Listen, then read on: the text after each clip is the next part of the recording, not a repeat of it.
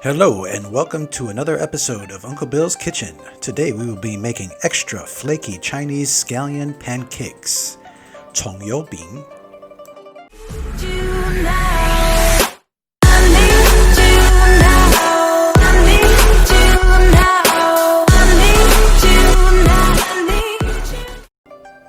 Let's get started. First we're going to add our flour into a large mixing bowl.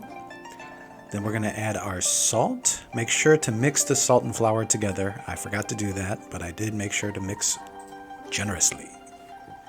Then we're going to add a little bit of the water, not all of it. We're going to stir this in a little bit at a time. Let's move this a little faster here for you guys. Add a little more water and mix it together. This is going to be a very wet batter, so don't get scared. Just add the water slowly and surely. Then mix, mix, mix. Ideally, if you have some chopsticks, it helps out with the mixing process. If not, use what you got. Now we're going to add a little bit of oil into another mixing bowl. Spread it around. And then we're going to add our wet batter into this bowl. Now let's turn the batter around a little bit here and there. Make sure the oil gets all over it, just like so. Next we'll cover this with plastic wrap and put it in our refrigerator for 24 hours. Make sure not to leave any air bubbles, just like that. Now we're going to make our flour oil, also known as yosu. Yosu is what helps make the pancake nice and flaky. We're going to add flour, pepper, and hot oil into a bowl. Be careful, you don't want to burn anything. And then you're going to take a spoon and mix it together, just like so.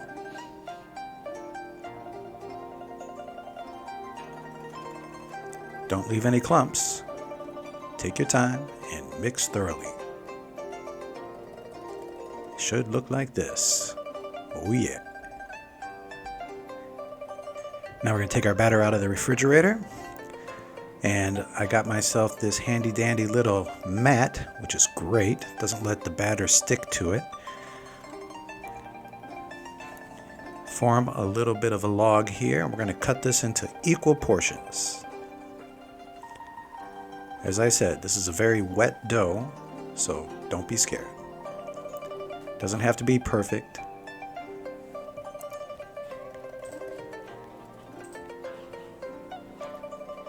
And there you go. Beautiful. Now we're going to take a little oil and place it on our working surface. Take one of the portions of dough. Make sure to put a little oil on your rolling pin, otherwise it'll stick to the dough. And we're going to try to form this into a nice rectangle shape.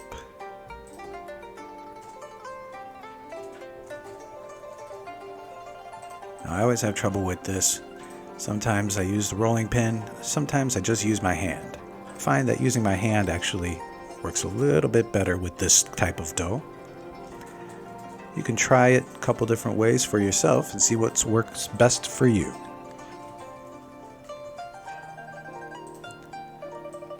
There we go. Now we're going to take our yosu and put it onto our wet dough. Just like that. Then we're going to take some of our chopped scallions and just place it liberally onto the dough.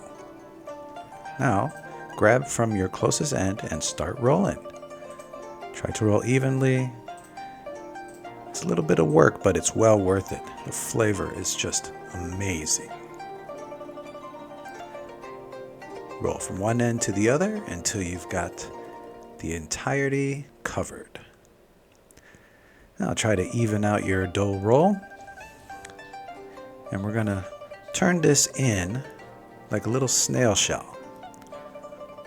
Again, keep it even and just roll it in. Place it into the center of your working area and then roll it out. Now you want this to be about 7 inches in diameter. Again, I tried using my rolling pin and it's just not working for me, so I'm going to use my hand. can just do what works best for you. And once you get about a 7-inch circle, take a hot pan with a little bit of oil and pop it in there. Now I'm going to let you see exactly how this looks as it goes through the cooking process. We've got this at 5 times speed, but you're going to want to cook each side approximately 3 to 5 minutes using medium to medium high heat. Keep an eye on the bottom. Make sure you're not burning anything.